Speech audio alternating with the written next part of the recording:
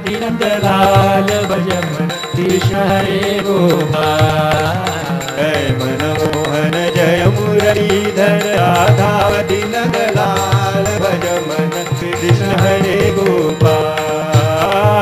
हामी दुखी जीवन हमरो, हामी दुखी जीवन हमरो, हामी दुखी जीवन हमरो, हामी दुखी जीवन हमरो, हामी दुखी जीवन हमरो, हामी दुखी जीवन हमरो, हामी दुखी जीवन हमरो, हामी दुखी जीवन हमरो, हामी दुखी जीवन हमरो। प्रभु छन दीन दयाल भज मन कृष्ण हरे गोपाल। प्रभु छन दीन दयाल भज मन कृष्ण हरे गोपाल। जय मनमोहन जय मुरलीधर राधापति नंदलाल भज मन कृष्ण हरे गोपाल। जय मनमोहन जय मुरलीधर राधापति नंदलाल भज मन कृष्ण हरे गोपाल। निर्मल मन ले तन मन धन ले, निर्मल मन ले तन मन धन ले, निर्मल मन ले तन मन धन ले, निर्मल मन ले तन मन धन ले, निर्मल मन ले तन मन धन ले, निर्मल मन ले तन मन धन ले, निर्मल मन ले तन मन धन ले, निर्मल मन ले तन मन धन ले, निर्मल मन ले तन मन धन ले। छोड़ी कपट जंजाल भज मन कृष्ण हरे गोपाल।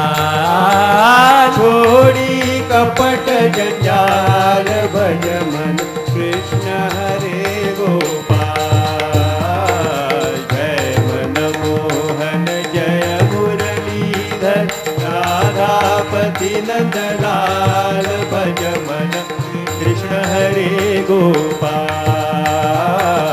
जय मनमोहन जय मुरलीधर राधापति नंदलाल भज मन कृष्ण हरे गोपाल। भक्त हारू को पालन करने, भक्त हरू को पालन करने, भक्त हारू को पालन करने, भक्त हरू को पालन करने, भक्त हरू को पालन करने, भक्त हरू को पालन करने, भक्त हरू को पालन करने, भक्त हरू को पालन करने, भक्त हरू को पालन करने, भक्त हरू को पालन करने, भक्त हारू को पालन करने, दुष्ट हारू को काल भज मन कृष्ण हरे गोपाल। दुष्ट हरू को काल भज मन कृष्ण हरे गोपाल। जय मनमोहन जय मुरलीधर राधापति नंदलाल भज मन कृष्ण हरे गोपाल। जय मनमोहन जय मुरलीधर राधापति नंदलाल भज मन कृष्ण हरे गोपाल। जय मनमोहन जय मुरलीधर राधापति नंदलाल भज कृष्ण हरे गोपाल जय मनमोहन जय मुरलीधर राधापति नंदलाल भज मन कृष्ण हरे गोपाल गोपाल कृष्ण भगवान की जय। Page 20 Shri Pandurangashtakam page 20 Shri पांडुरंगाष्टकम।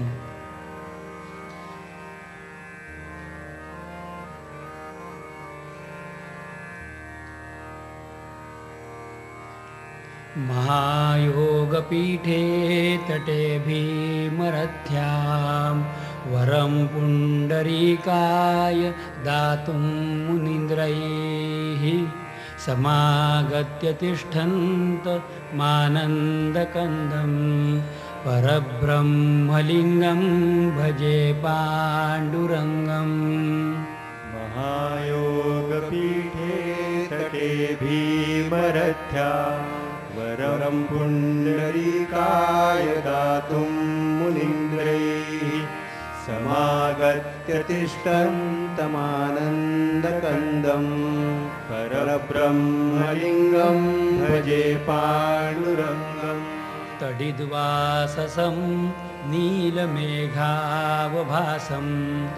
रमामन्दिरं सुन्दरं चित्प्रकाशं वरं त्विष्टिकायां समन्यस्तपादं परब्रह्मलिङ्गं भजे पाण्डुरङ्गम्।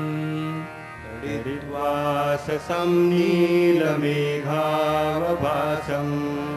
रमामन्दिरं सुन्दरं चित्प्रकाशं वरं त्विष्टिकायां समन्यस्तपादं परब्रह्मलिङ्गं भजे पाण्डुरङ्गम्। प्रमाणं भवाब्धेरिदं मामकानां नितम्बः कराभ्यां धृतो येन तस्मात् विधातुर्वसत्यै धृतो नाभिकोशः परब्रह्मलिङ्गं भजे पाण्डुरङ्गम्। प्रमाणं भवाब्धेरिदं मामकानां नितम्बः कराभ्यां धृतो येन तस्मात् विधातुर्वसत्यै धृतो नाभिकोशः परब्रह्मलिङ्गं भजे पाण्डुरङ्गम्। स्फुवत्कौस्तुभालं कृतं कण्ठदेशे श्रियाजुष्टकेयूरकं श्रीनिवासं शिवं शान्तमिड्यं वरं लोकपालं परब्रह्मलिङ्गं भजे पाण्डुरङ्गम्। स्फुरत्कौस्तुभालङ्कृतं कण्ठदेशे श्रियाजुष्टकेयूरकं श्रीनिवासं शिवं शान्तमीड्यं वरं लोकपालं परब्रह्मलिङ्गं भजे पाण्डुरङ्गम्। शरश्चन्द्रबिम्बाननं चारुहासं लसत्कुण्डक्रान्तः गण्डस्थलाङ्गं जपारागबिम्बाधरं कञ्जनेत्रं परब्रह्मलिङ्गं भजे पाण्डुरङ्गम्। शरच्चन्द्रबिम्बाननं चारुहासं लसत्कुण्डलाक्रान्तगण्डस्थलाङ्गं जपारागबिम्बाधरं कञ्जनेत्रं परब्रह्मलिङ्गं भजे पाण्डुरङ्गम्। किरीटोज्ज्वलत्सर्वदिक्प्रान्तभागं सुरैरर्चितं दिव्यरत्नैर्नर्घ्यैः त्रिभङ्गाकृतिं बर्हमाल्यावतंसं परब्रह्मलिङ्गं भजे पाण्डुरङ्गम् वीरोज्ज्वलत्सर्वदिक्प्रान्तभागम् सुरैरर्चितं दिव्यरत्नैरनगैः विभङ्गाकृतिं बर्हमाल्यावतंसं परब्रह्मलिङ्गं भजे पाण्डुरङ्गम् विभुं वेणुनादं चरन्तं दुरन्तं स्वयं लीलया गोपवेशं दधानं गवां वृन्दकानन्दनं चारुहासं परब्रह्मलिङ्गं भजे पाण्डुरङ्गम् विभुं वेणुनादं चरन्तं दुरन्तं स्वयं लीलया गोपवेशं दधानं गवां वृन्दकानन्दनं चारुहासं परब्रह्मलिङ्गं भजे पाण्डुरङ्गम् अजं रुक्मिणी प्राणसञ्जीवनन्तं परं धाम कैवल्यमेकं तुरीयं प्रसन्नं प्रपन्नार्तिहं देवदेवं परब्रह्मलिङ्गं भजे पाण्डुरङ्गम् अजं रुक्मिणी प्राणसञ्जीवनं तं परं धाम कैवल्यमेकं तुरीयं प्रसन्नं प्रपन्नार्तिहं देवदेवं परब्रह्मलिङ्गं भजे पाण्डुरङ्गम् स्तवं पाण्डुरङ्गस्य वै पुण्यदं ये पठेत् एकचित्तेन भक्त्या च नित्यं भवाम्भोनिधिं तेऽपि तीर्वान्तकाले हरेरालयं शाश्वतं प्राप्नुवन्ति स्तवं पाण्डुरङ्गस्य वै पुण्यदं ये पठन्त्येकचित्तेन भक्त्या च नित्यं भवाम्भोनिधिं तेऽपि तीर्त्वान्तकाले हरेरालयं शाश्वतं प्राप्नुवन्ति कुण्डलीकवरदा हरिविठ्ठल श्री ज्ञानदेव तुकाराम पंढरीनाथ भगवान की माऊली ज्ञानेश्वर महाराज की श्री गुरु गोविंद महाराज की श्री सद्गुरु केशवदत्त महाराज की माऊली सद्गुरु मधुसूदन महाराज की जय सर्व संतन की जय जयांचे केलिया स्मरण होय सकल विद्यांचे अधिकरण तेची वंदू श्री चरण श्री गुरूंचे आता हृदय हे आपुले चौपाळुनिया भले वरी बैसवू पाऊले श्री गुरूंची ते नमस्कारोनी आता प्रल्हाद नारद पराशर पुंडरीक व्यासांबरीश शुक शौनक भीष्म दालभान रुक्मांगदोद्धव विभीषण फाल्गुनादीन पुण्यानिमान परम भागवतान नतोस्मि गोपाल कृष्ण भगवान की जय।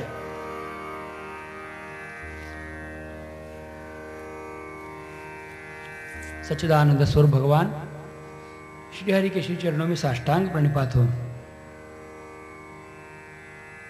भगवान आनंदवन निवासी सिद्ध परमहंस श्री गुरु गोविंद महाराज इनके श्री चरणों में साष्टांग प्रणिपात हो। प्रभु की एवं सद्गुरु की वंदना करते हुए आज के माध्यान्ह सत्र का प्रारंभ होता है। गोपाल कृष्ण भगवान की जय। प्रभु के द्वारा अहेतुक कृपा का दान उस समय ब्रजमंडल के ऊपर हुआ। इनकी बड़ी असीम कृपा था। कृपा दान से प्रभु ने वो रास क्रीड़ा भूमि पे की, भूलोक पे की, जो नित्य गोलोक में होती है, जिनका आनंद गोलोक में है, वो परमात्मा आज भूलोक में सबके साथ खेल रहे हैं तथा सबको अपने रंग में रंगा रहे हैं। ये भगवान की दिव्य लीलाओं की चरम सीमा पर पहुंचाने वाली लीला है। इनका अनुभव करने के लिए हृदय में विशेष प्रकार से शक्ति का होना अत्यंत जरूरी है। जब तक इस प्रकार से अनुभव साधक को नहीं होता, तब तक ये रास क्रीड़ा, ये पढ़ना भी ठीक तरह से उचित नहीं होगा। भगवान सुखदेव कहते हैं, राजन, प्रभु ने जब रास क्रीड़ा की, वो रात को उन्होंने 6 महीने तक बढ़ाया था। राजा परीक्षित ने उनको पूछा, गुरुदेव, आपने मुझे रास क्रीड़ा से अवगत कराया, अपितु मैंने स्वयं देख लिया कि मैं आपके साथ उस रास के व्रज भूमि में, जहां भगवान ने गोपियों के साथ रमण किया था, उस रमण रेती पर मैंने बैठ के सब कुछ देख लिया। हे प्रभु, मैं जानना चाहता हूं कि मेरे भगवान के और जो कोई सर्वोत्तम इस प्रकार की लीलाएं हैं, कृपया आप मुझे इसे अवगत करा दीजिए। कहते हैं कि ठीक है, हे राजन, उस समय की बात है कि जैसे ही ये व्रजवासी अपने प्रभु को मानते थे, उसी प्रकार उनकी कुल देवता थी। हर एक कुल की एक देवता होती है। कुल देवता का मतलब इसी प्रकार से बताया गया शास्त्रों में कि जिस देवता के द्वारा उनके कुल परंपरा के लिए आशीर्वाद दिए गया हो, कुल देवता होती है। ये सब गोचर है, इनका धन ही पशुधन है, इसलिए इनके देवता भी इनके प्रमाणित है। इनका नाम है पशुपतिनाथ। इन सब गोपों के देवता पशुपतिनाथ जी महाराज है, जिनका मंदिर विद्यमान से आज नेपाल में है, वही पशुपतिनाथ। उसी को दूसरे नाम से अंबिका वन के नाम से जाना जाता है। उस पशुपतिनाथ के दर्शन के लिए एक बार नंद बाबा हो चले।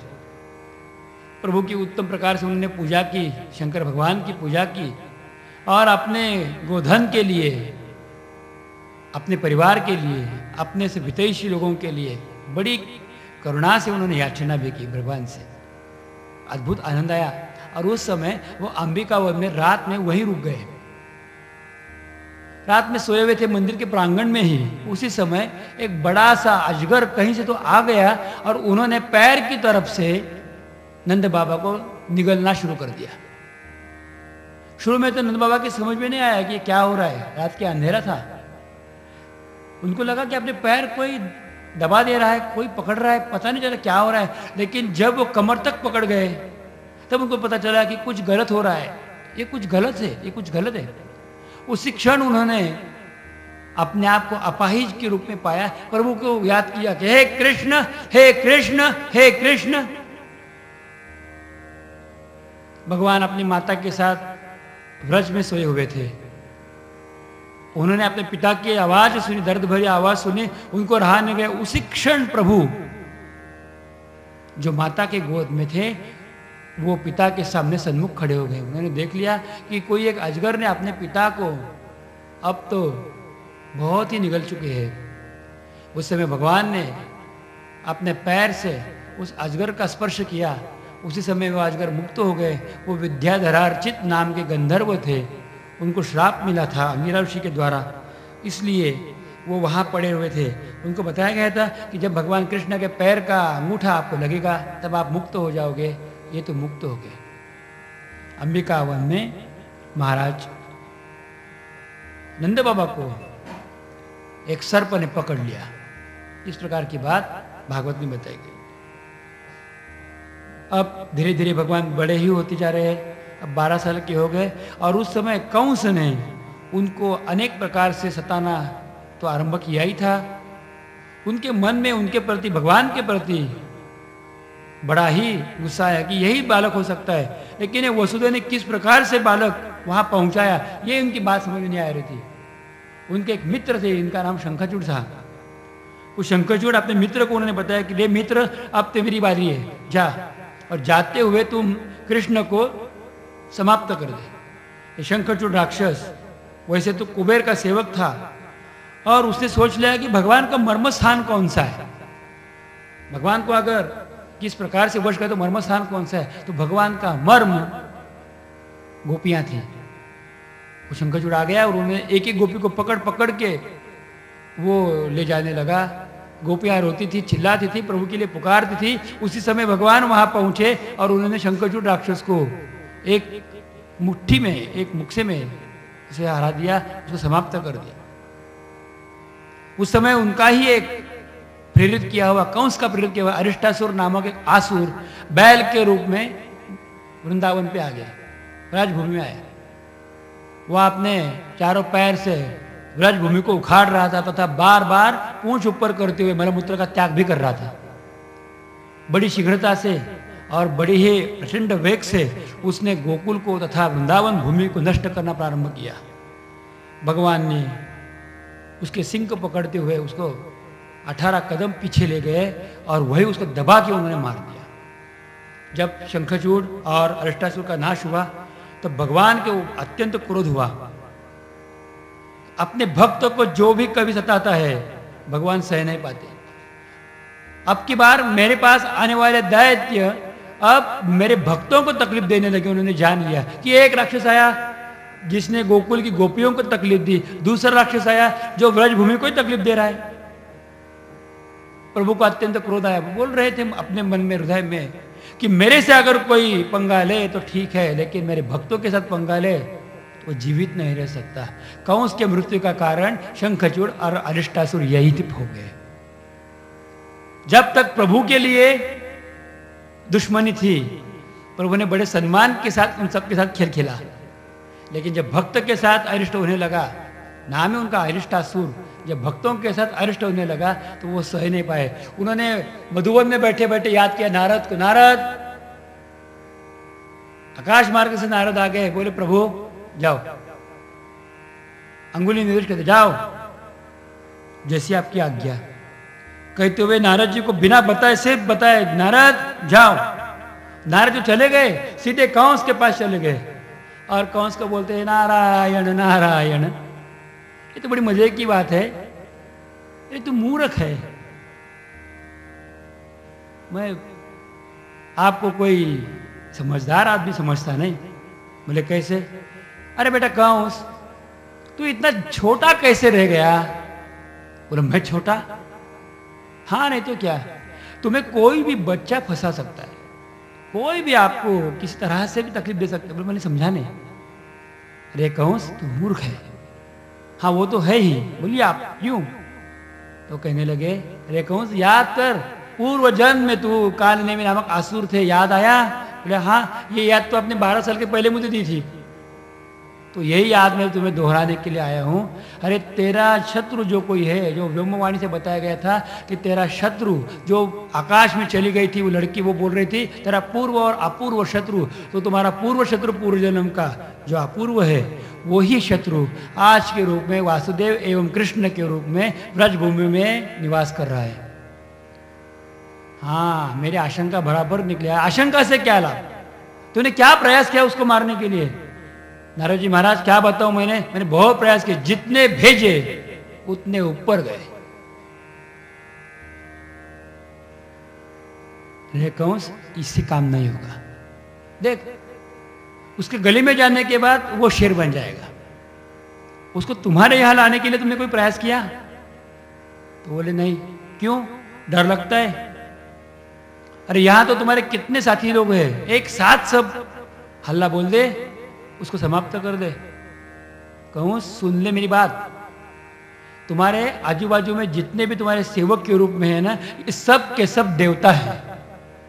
इतना ही नहीं, वसुदेव एवं देवकी भी देवता है। चौंको मत, मेरी बात सुन लो पूरी। इतना ही नहीं, तो उन्होंने ही अपने बेटे को एक टोकरी में रखते हुए गोकुल में छोड़ के आए हुए हैं। तो मैं क्या करूं, उनको अभी कभी मार डालूं? मैं इसीलिए तो कह रहा हूं कि तुम बहुत ही उताबिल हो। उनको मारने से क्या लाभ है? तुम्हारे उनके साथ कोई दुश्मनी नहीं है, तुम्हारी दुश्मनी कृष्ण के साथ है। समझने की कोशिश करो। और मैं क्या कर सकता हूं? कैसे भी रूप से, कैसे भी हालात में तुम कृष्ण को मथुरा तक ले आओ। मथुरा से भागा हुआ मथुरा में आना चाहिए, तब तुम्हारा काम बन जाएगा। और सुन ले, भूलो नहीं, ये सब गुप्तता से होनी चाहिए, क्योंकि सब देवता तुम्हारे इधर उधर काम कर रहे हैं। सब बात की जानकारी प्रभु को अपने आप मिल रही है। देखो, नहीं तो तुम्हारा असुर जाने के पहले उसकी मरने की तैयारी कैसी होती। वो आ रहा है, इस प्रकार का संदेश वो जाने के पहले ही वहां तक पहुंचता है। तो कंस महाराज के मन में अत्यंतिक भय का उत्पन्न कर दिया। तो महाराज जी, महाराज मैं क्या करूं ये बताने के लिए तो बड़ा समझदार है, ये कहने की मुझे जरूरत नहीं। कृष्ण यहाँ कैसे आए इतना देख ले, बाकी तेरे हाथ। नारायण नारायण। आप नाराज चल गए। ये अपरोक्ष गुरु है देवताओं तथा राक्षसों के। राक्षस नाम नहीं ले सकते, उनको भय के मारे उन्होंने कृष्ण का दर्शन अनुभव करवाया। किसी भक्त को भगवान देखने के लिए, जैसे कि प्रहलाद जी को देखने के लिए 6 साल लगे, ध्रुव जी को देखने के लिए 6 महीने लगे, लेकिन कंस को सिर्फ 6 वाक्य में भगवान दिखा दिए। क्या कृपा की नारद जी महाराज ने। बताए जाइए, जैसे ही भगवान से कंस से वार्तालाप करके नारद जी वहां से निकल पड़े, नारद जी सीधे आ गए भगवान के पास। नारायण नारायण नारायण। भगवान बोले, आइए आइए नारद जी महाराज, कहाँ से आना हुआ? बहुत दिन के बाद आपके दर्शन होने लगे। अपने गोपों को बताया, ये बहुत बड़े महात्मा है, नमस्कार कर लो इनको। ये तंबोरे वाले? हाँ बोले महात्मा है। गोप बालक ने उनको वंदना की। आप जाइए, मैं इनसे जरा वार्तालाप कर लेता हूँ। बोले, नारद जी कैसे आना हुआ, कहाँ से आना हुआ? कहाँ से आना हुआ है भगवान? मैं कंस के पास से आ रहा हूँ। अच्छी बात है। मिले महाराज, हमारे मामा जी मिले आपको? हाँ मामा जी मिले। अच्छी बात है। कैसी तबीयत पानी? सब ठीक है, अच्छी बात है। और क्या है? मैंने बताया कि वसुदेव एवं देवकी का लड़का 8वां तुम ही हो। अच्छी बात है। मैंने ये भी बताया कि आपके साथ देवता शामिल है, और जितने भी प्रयास कंस ने आज तक आपको मारने के लिए किए, ये सब फिजूल हो गए, क्योंकि आपको संदेशा पहले ही मिलता है। और क्या बताया आपने? मैंने यही बता दिया कि जब तक आप मथुरा में नहीं जाते तब तक आपको मारना असंभव है। मथुरा में लेके आइए तो फिर आपके साथ 2-2 करने के लिए, 2-2 हाथ पाए करने के लिए बहुत अच्छी बात है, बहुत अच्छी बात। और क्या बताया? मैंने ये भी बता दिया कि कृष्ण को किसी भी प्रकार से, किसी हालत से यहाँ लेके आओ। भगवान कहते हैं कि ये सब बातें आपने बता दी, यहाँ बता दिया। और क्या करना पड़ेगा हमें? अभी हमारे लिए भी कुछ बताइए। जैसे ही बोले वैसे नारद जी ने आगे कहना शुरू किया, हे प्रभु, इसके बाद आप मथुरा जाओगे, कंस के साथ साथ आप युद्ध करना है। उसके पहले आप पूरे मथुरा वासियों का, अपना श्री चरणों का दर्शन कराएंगे। आप कोलया पीड़ का उद्धार करेंगे। उसके बाद आप चाणूर का उद्धार करेंगे। उसके बाद आप कंस का उद्धार करेंगे। उसके बाद अच्छी तरह से आप शिक्षा पालेंगे, गुरु जी के यहाँ जाके हुए शिक्षा पालोगे। उसके बाद आपके लिए कंस के ससुर जी जरासंध युद्ध का मौका उपस्थित करेंगे। उनके साथ 18 बार युद्ध करोगे। उसके बाद आप द्वारिका नगरी की स्थापना करने वाले हो। आपकी शादी होगी, 1 नहीं 2 नहीं, अभी तो 16,108 लड़कियों के साथ आपकी शादी होने वाली है। आपका योगेश्वर ऐश्वर्य सबको दिखाने वाले हैं, और बाद में आप हम सबको आनंद देने वाले हैं। इस बात पे जब भागवत पढ़ते पढ़ते आते हैं तो बड़ा आश्चर्य लगता है कि ये सब बातें पहले क्यों बताई गई। संतों ने इस प्रसंग की बहुत ही अच्छी एवं सुंदर व्याख्या की है। संत महात्मा ने बताया कि कंस का उद्धार इतना ही प्रभु का कार्य नहीं है, उसके बाद धर्म की संस्थापना है प्रभु का कार्य है। और वो कार्य के लिए हम चाहते हैं, देवताओं की तरफ से एक प्रकार से नारद जी ने निवेदन दिया है, आप ये करोगे, आप वो करें, आप वो करें, आप वो करें।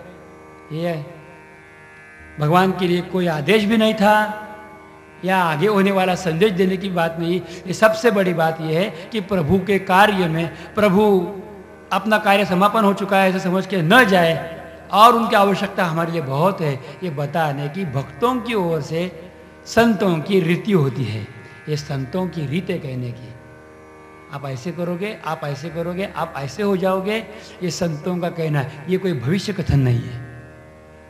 नारद जी महाराज ने बोल दिया, इधर कंस का तो हाल बुरा हो गया, न बोले तो अच्छा, बहुत ही व्यग्रता आ गई। उसके अपने मित्र भी उसको देवता न दिखने लगे। उसी समय उसने तुरंत वसुदेव एवं देवकी को कारागृह में बंदिस्त करने के लिए आज्ञा दे दी। भिड़ियों से जखड़ते हुए दोनों को पकड़ के घसीट के कारागृह में डाल दिया गया। वसुदेव एवं देवकी उनको पता ही नहीं चला कि उनका अपराध क्या है। महाराज उग्रसेन तो पहले से ही कारागृह में बंदिस्त थे ही, अब की बार वसुदेव देवकी को भी कारागृह में डलवा दिया गया, बंधन में फंसा दिया गया। और फिर उन्हीं कंस के मंत्रियों में से एक मंत्री जिनका नाम अक्रूर है, उन अक्रूर की योजना की गई प्रभु को लाने के लिए।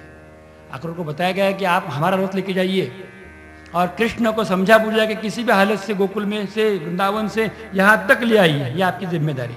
यहाँ आने के बाद हम उसको मारने वाले हैं, बोला या पेड़ हाथी या चाणूर या मोष्टिक या मैं। अक्रूर ने सोच लिया आज तक जितने व्रज में गए उनके वापस सिर्फ नाम ही आया, ये गए, अब मेरी बारी।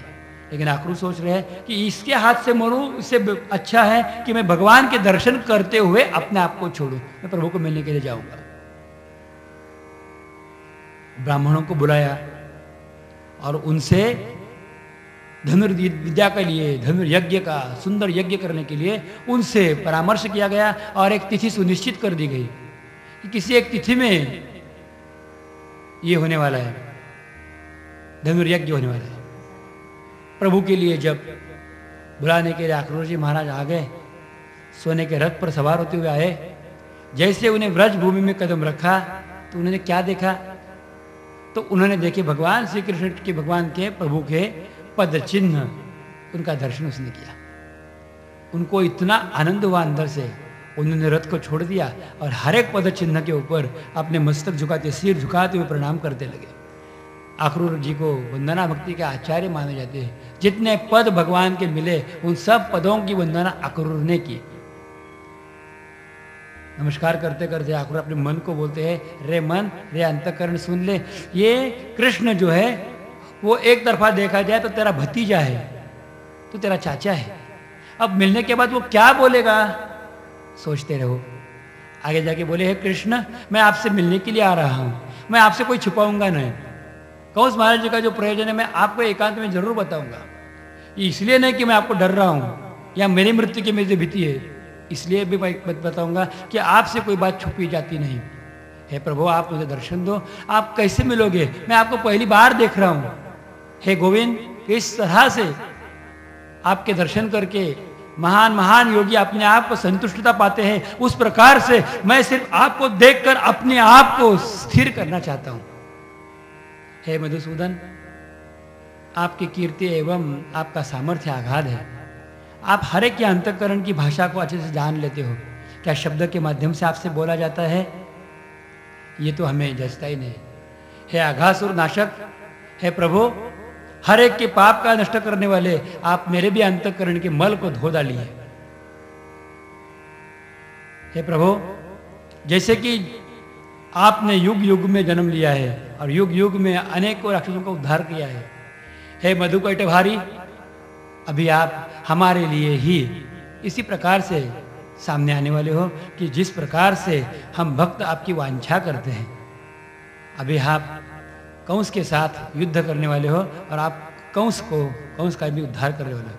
ऐसे अपने आप के मन में बातें करते करते अक्रूर जैसे आ गए।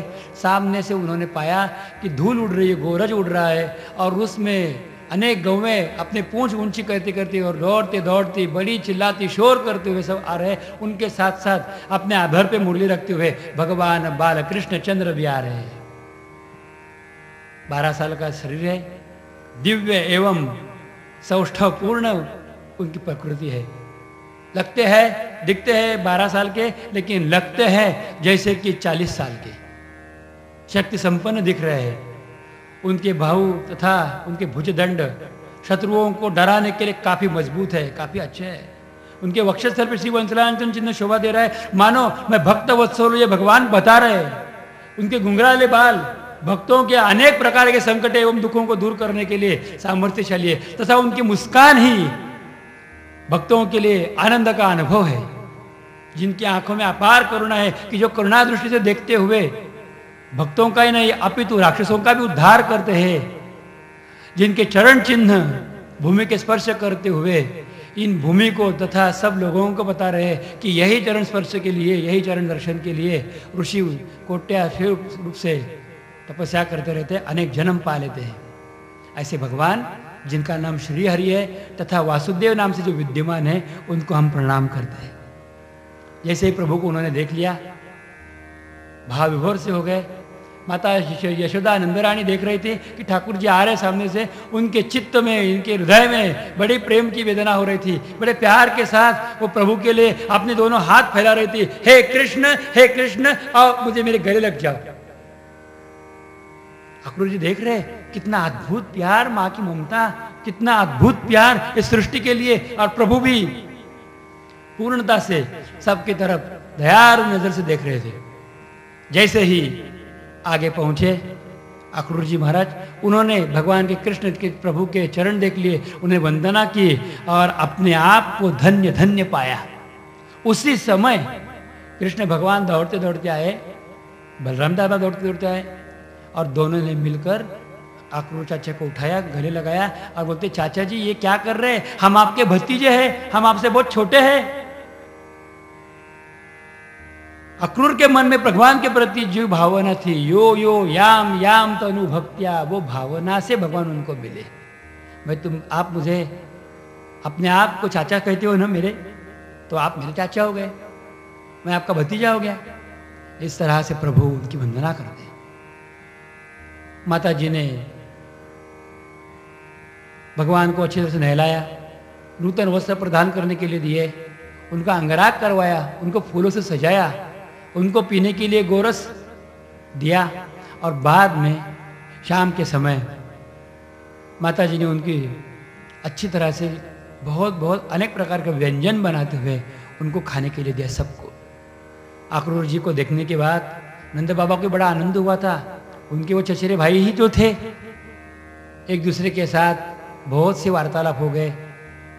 वसुदेव एवं देवकी का समाचार उनको कारागृह में बंदिस्त कर दिया गया है, ये नंद बाबा ने सुनते ही उनके हृदय में बड़ी वेदना हो गई। इनके पीछे के भोग अब तक कम नहीं होते। इस प्रकार से नंद बाबा अपने आप के मन में ही बहुत ही दुखी हुए थे। उसी समय कृष्ण कहते हैं अक्रूर जी को, अपने आंखों की नेत्र पल्लवी से कहते हैं, आप चुप रहिए, अब ज्यादा मत कुछ कहिए।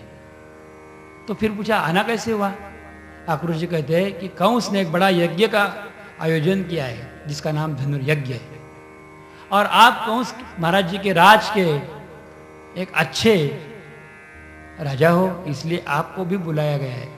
आप सपरिवार एवं अपने दोनों बेटों के साथ आइए।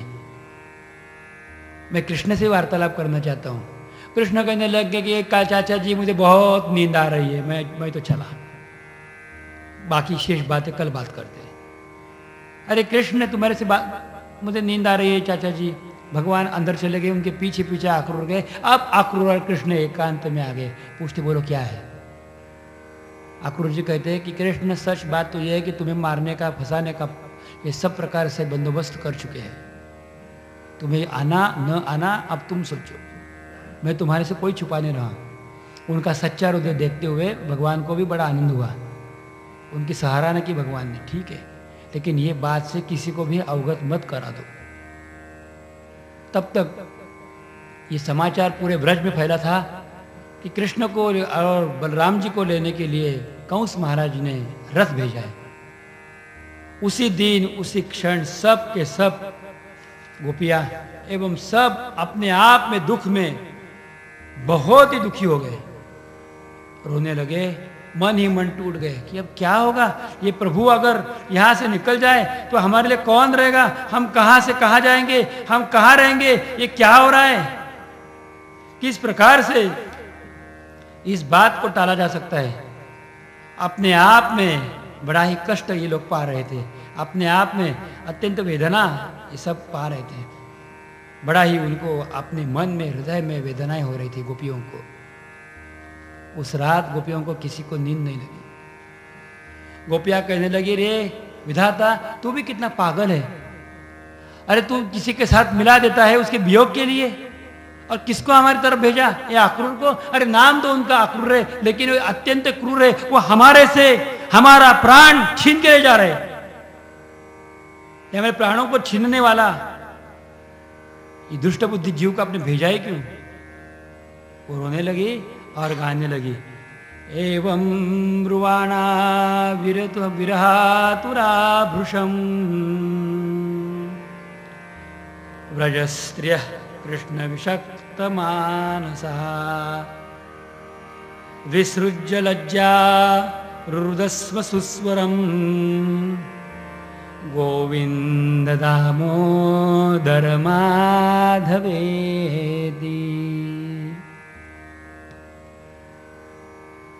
हृदय में अत्यंत पीड़ा होने लगी उनके। आज भोर आ गई, आज भोर नहीं अपितु उगने वाले सूरज के साथ हमेशा के लिए शाम आ रही थी, क्योंकि अक्रूर जैसे प्रभु को छीनने वालों का आगमन जो ब्रज में हुआ था। सूर्योदय के पहले भगवान उठ पड़े, बलराम जी उठ गए और नहाने के लिए जमुना जी पे गए। नहा के आए, अनेक गोपियां रास्ते में बीच रास्ते में खड़ी थी। उनके हृदय में पीड़ा तो जरूर थी, लेकिन मन में एक ही विचार था कि प्रभु न जाए तो अच्छा है।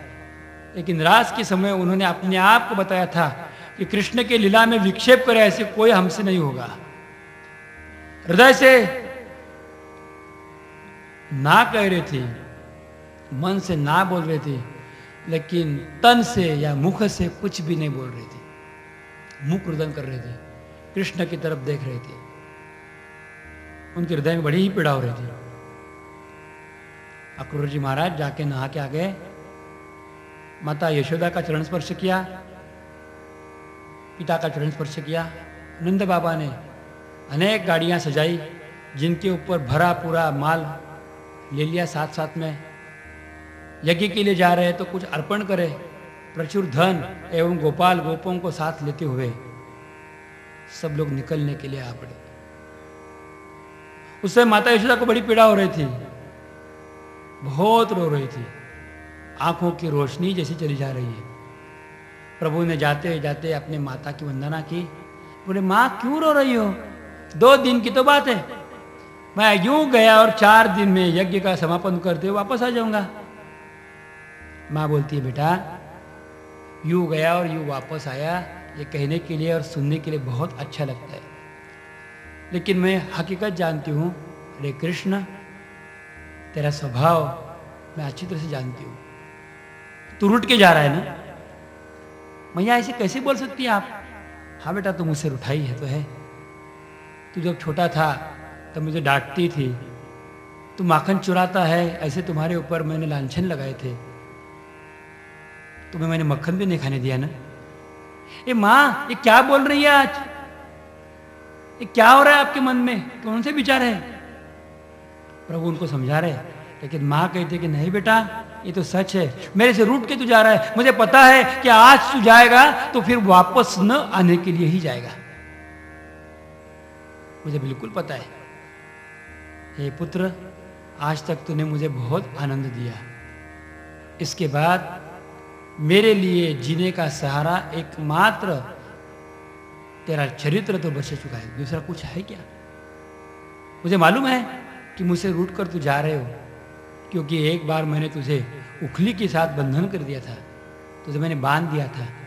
उस समय का गुस्सा तेरे मन में अभी भी है ना? कृष्ण कहते नहीं मां, नहीं, ऐसी कोई बात नहीं, ऐसी ही बात है। माता कहने लगी, बेटा आज तक मैंने तुम्हें एक बात बताई नहीं, लेकिन आज मैं कहना तुम्हें चाहती हूं। तुझे पसंद आए ये मुझे मालूम नहीं, लेकिन एक बात से तुझे अवगत करा देना चाहती हूँ। रे पुत्र, तूने मेरा बड़ा ही सम्मान किया, तूने मुझे अपनी मां मान ली, मेरे साथ पुत्र का व्यवहार किया। हे मां, तू क्या बोल रही है? मुझे कुछ बोलने दो। लेकिन बेटा, मैं जानती हूं कि तू मेरा पुत्र नहीं है, तू देवकी का पुत्र है। जैसे मां के मुख से ये शब्द निकल पड़े, कृष्ण भगवान, उनकी अवस्था ऐसी हो गई कि मानो कोई पहाड़ टूट पड़ रहा है। अरे मां, क्या बोल रही है आप? ऐसे कैसे हो सकता है?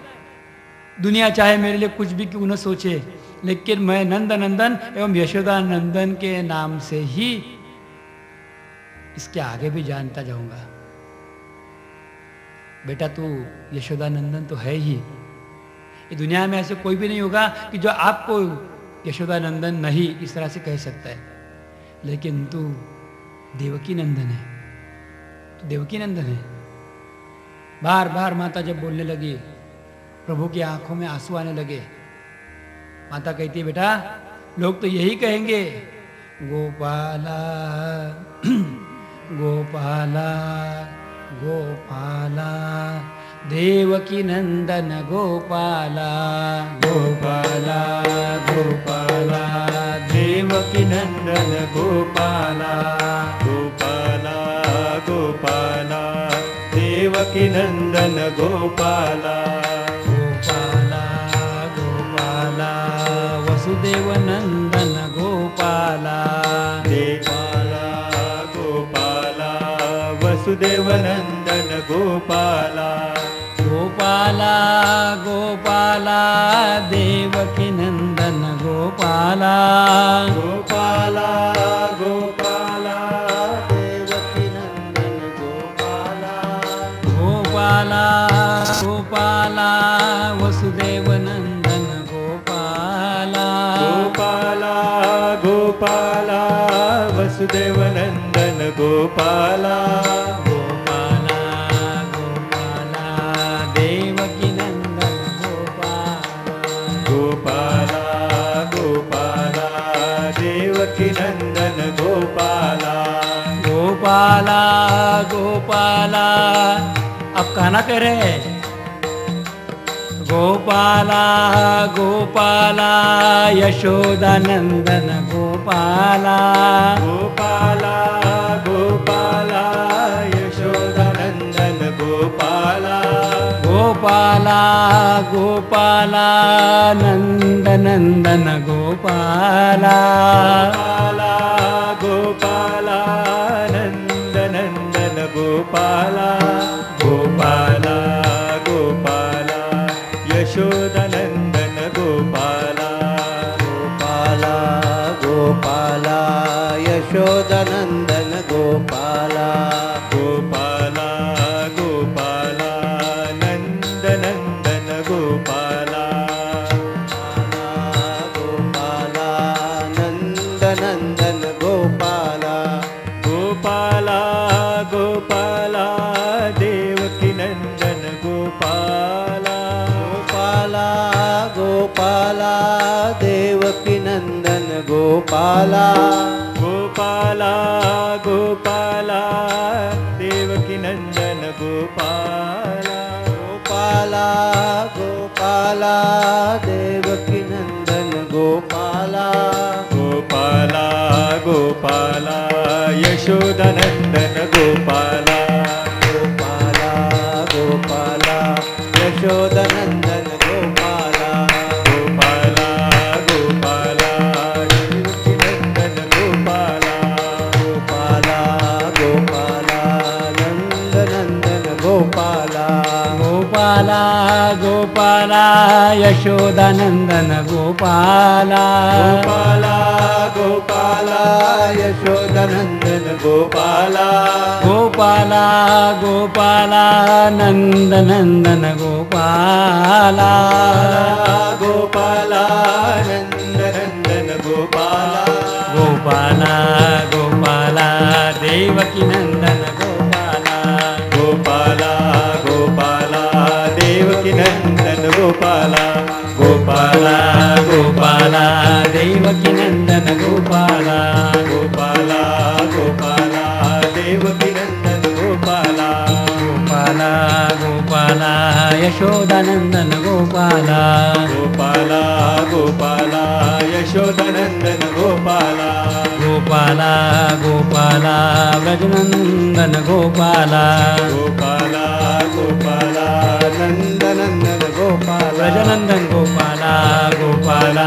व्रजनंदन गोपाला, गोपाला गोपाला व्रजनंदन गोपाला, गोपाला गोपाला गोपाला गोपी जन प्रिय गोपाला गोपाला गोपाला गोपी जन प्रिय गोपाला गोपाला गोपाला गोपी जन वल्लभ गोपाला गोपाला गोपाला गोपी जन वल्लभ गोपाला गोपाला गोपाला देवकी नंदन गोपाला गोपाला गोपाला देवकी नंदन गोपाला गोपाला गोपाला देवकी नंदन गोपाला गोपाला देवकी नंदन गोपाला गोपाला गोपाला देवकी नंदन गोपाला गोपाला गोपाला देवकी नंदन गोपाला गोपाला गोपाला देवकी नंदन गोपाला गोपाला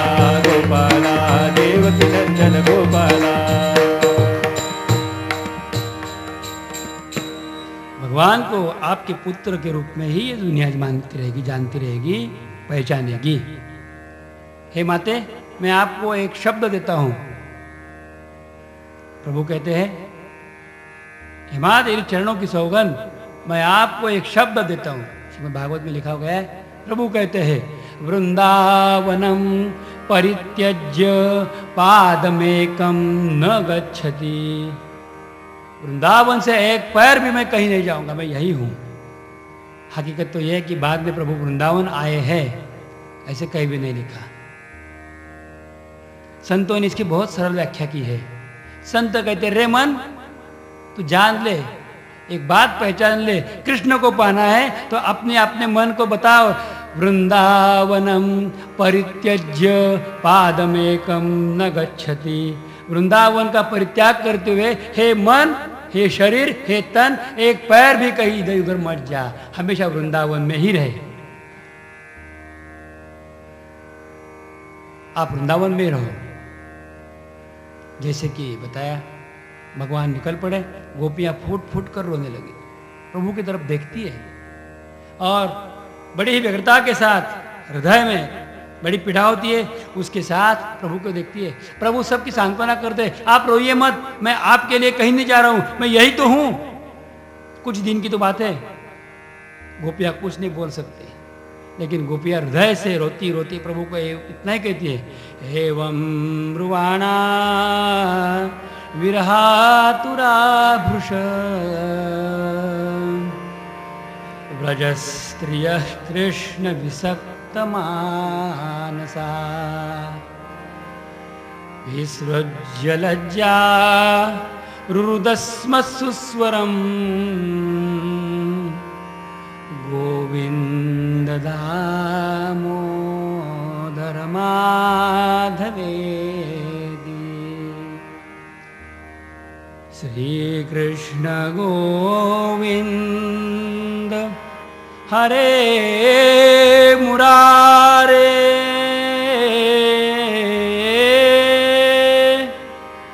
हे नाथ नारायण वासुदेव। जिह्वे पिबस्वामृत देव देव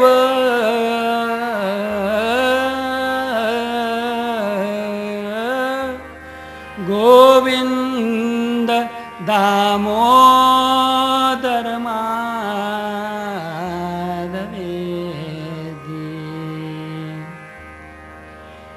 विक्रेतु कामाखिल गोप कन्या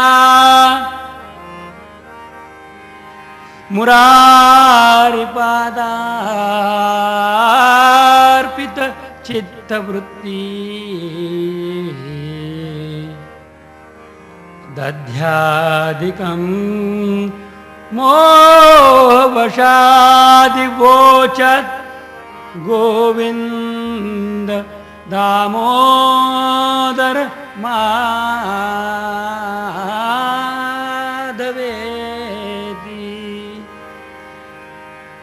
गृहे गृहे गोप वधू गदम्बा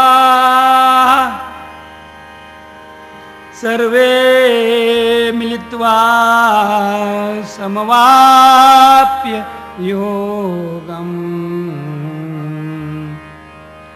पुण्यानि नामानि पठन्ति नित्यम्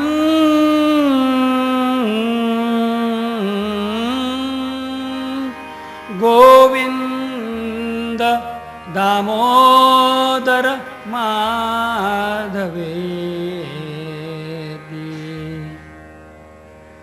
सुखावसाने इदमेव सारम् दुःखावसाने इदमेव ज्ञेयम् देहावसाने इदमेव जाप्यम्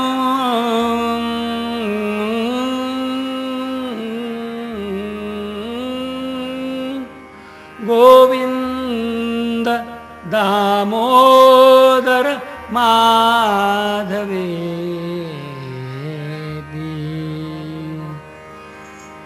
श्री कृष्ण राधावर गोकुलेश गोपाल गोवर्धन नाथ विष्णु जिह्वे पिबस्वामृत मेतदेव गोविन्द दामोदर माधवेति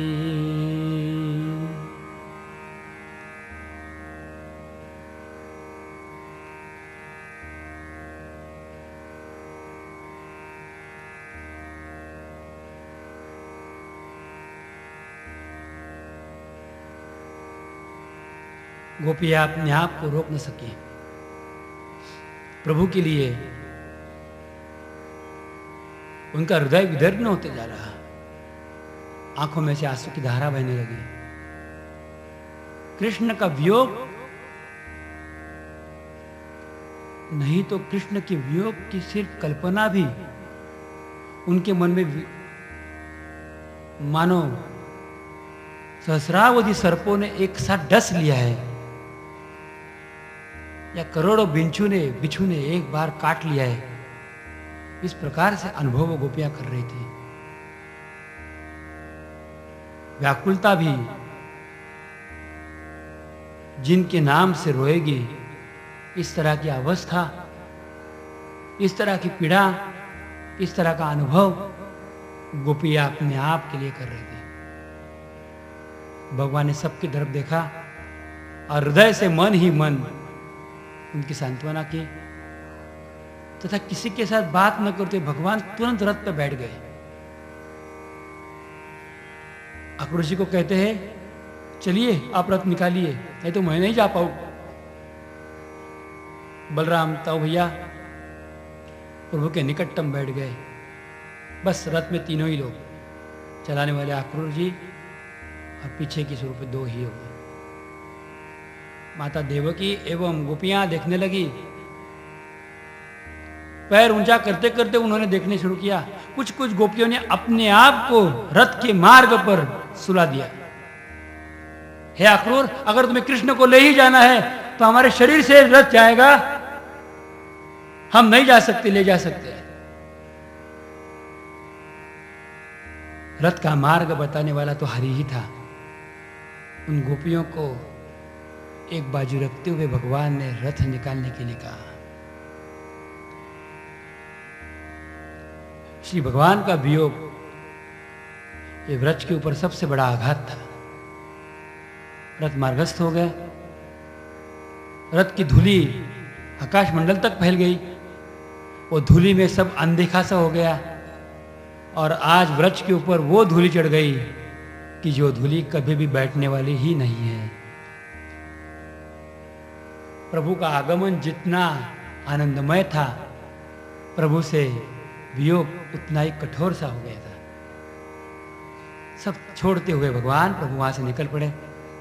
जैसे रथ यमुना जी की ओर बढ़ गया, अक्रूर जी महाराज कहते हैं, सोचते हृदय में अपने कि अरे मैं इसको ले जा रहा हूं, अगर कंस के द्वारा इसकी हत्या हो जाए तो मेरे लिए कितना पाप लग सकता है, मैं गलती तो नहीं कर रहा।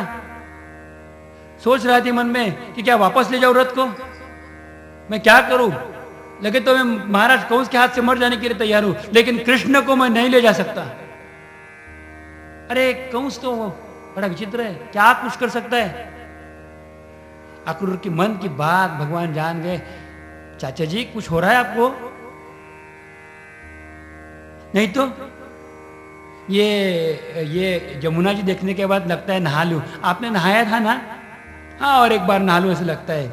अक्रूर जी कुछ बोलना इसलिए बोल पड़े, तो जाइए आप नहा के आइए। जैसे अक्रूर जी गए नहाने के लिए, नहाने का तो बहाना था, अपने आप सोचने के लिए उनको समय चाहिए था। जैसे पानी में पहली डुबकी लगा दी, उन्होंने क्या देखा? एक अद्भुत दृश्य दिखा। उन्होंने देख लिया, शांताकारं भुजगशयनं पद्मनाभं सुरेशं विश्वाधारं गगनसदृशं मेघवर्णं शुभांगं लक्ष्मीकान्तं कमलनयनं योगिभिर्ध्यानगम्यं वन्दे विष्णुं भवभयहरं सर्वलोकैकनाथं। देवताएं स्तुति कर रहे हैं,